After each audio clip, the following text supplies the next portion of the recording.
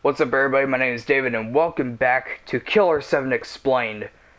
Last episode we got this started, going over the facts and the basic information that was missed from Killer 7.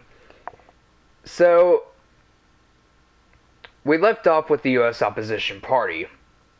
Now I'm going to explain the International Ethics Committee, the IEC. So the IEC is a peacekeeping organization that mediates in international conflict.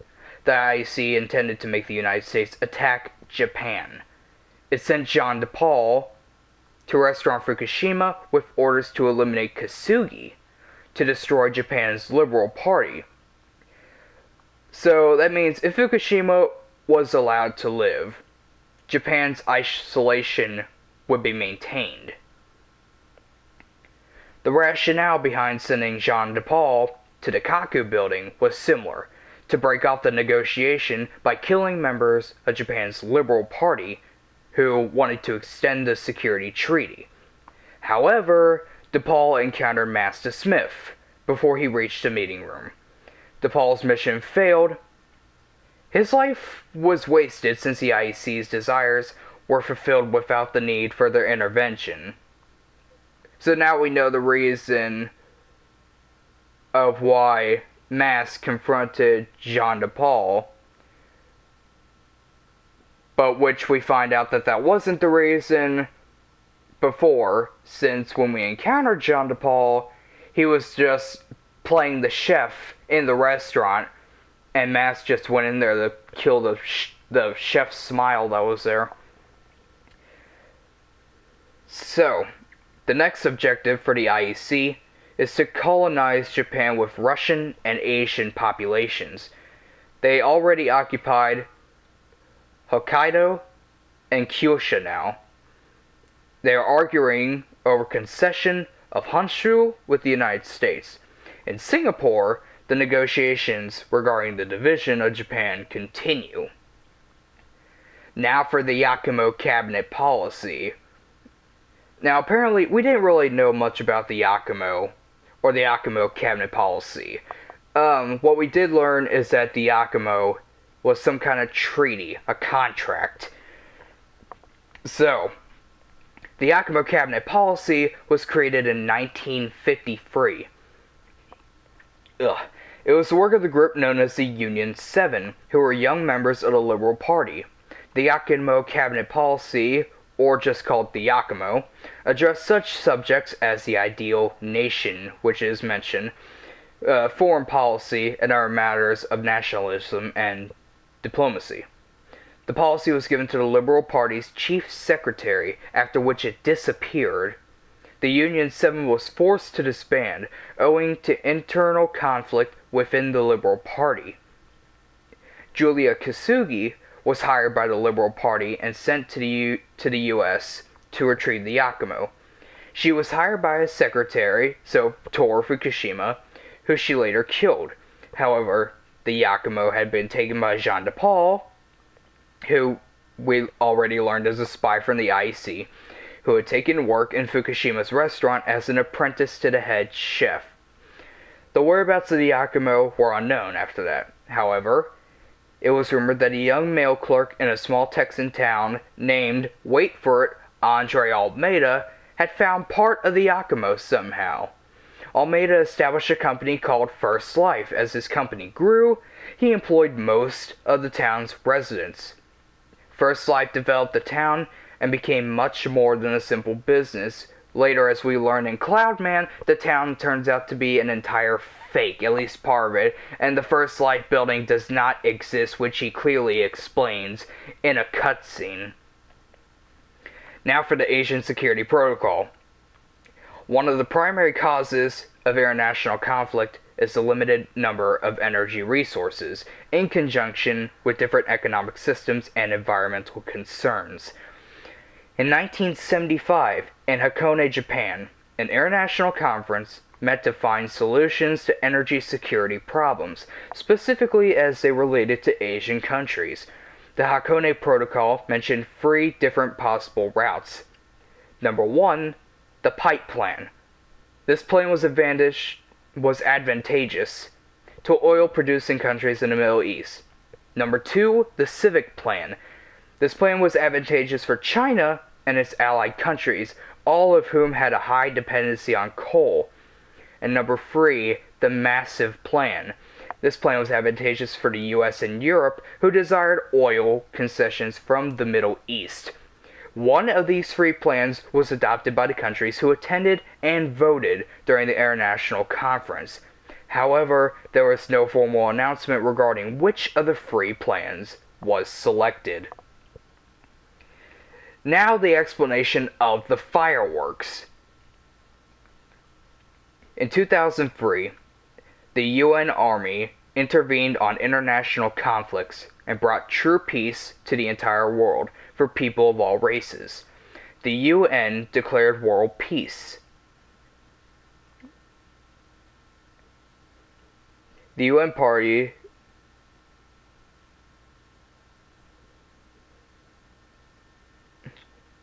Wait.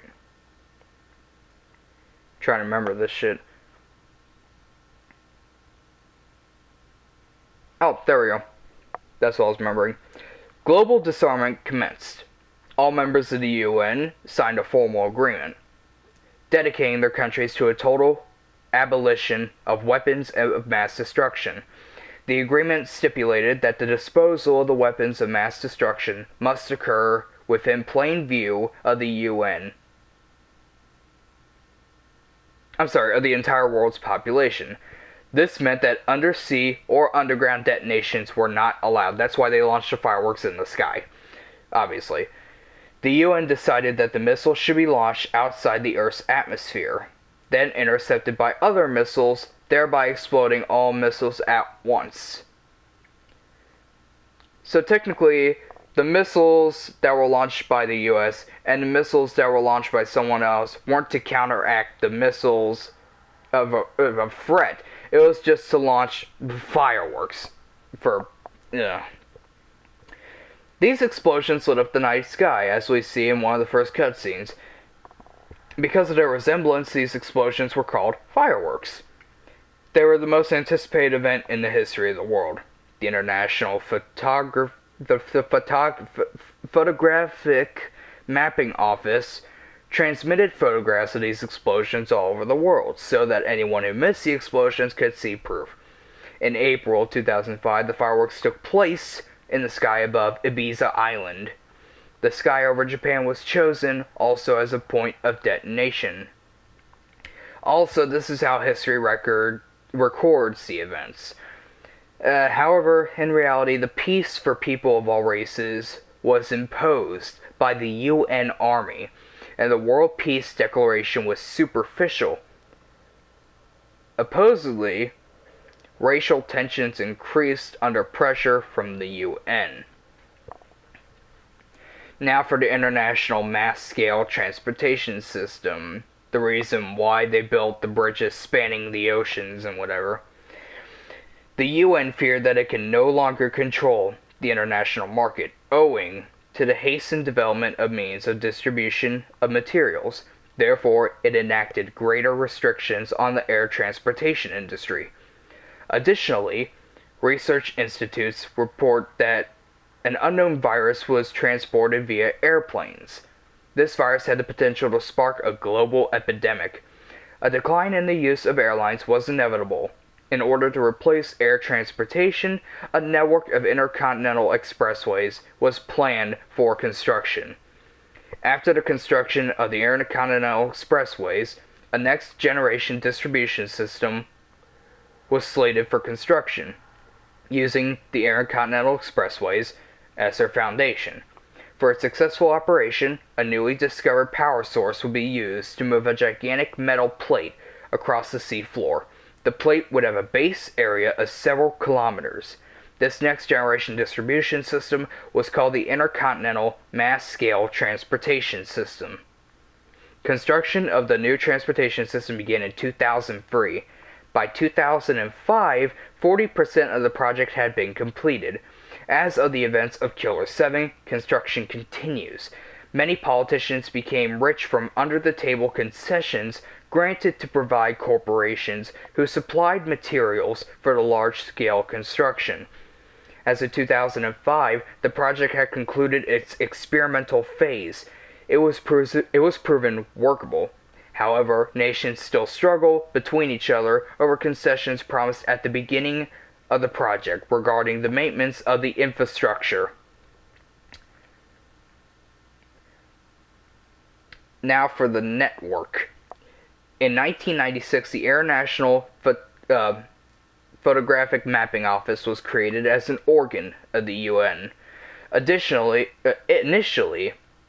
the office was supposed to sort and distribute aerial photographs for the UN Army. Several years later, however, the office was involved fully in controlling media and commercial images. In 1998, the private use of the internet was banned globally by the UN.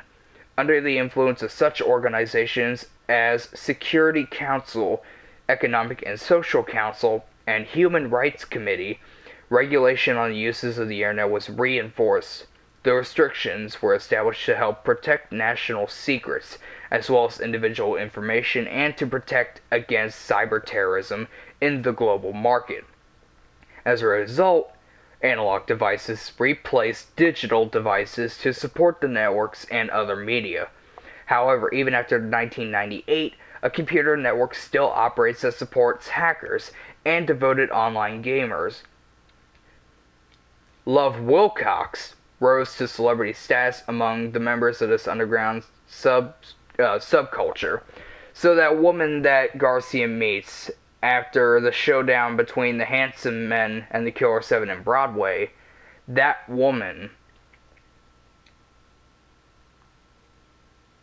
is part of that. Oh man, that was a lot of information in this video. So, until next time on Killer 7 Explained, we're gonna actually be going for the timeline, where everything fits into place, and what exactly happened. See you guys then.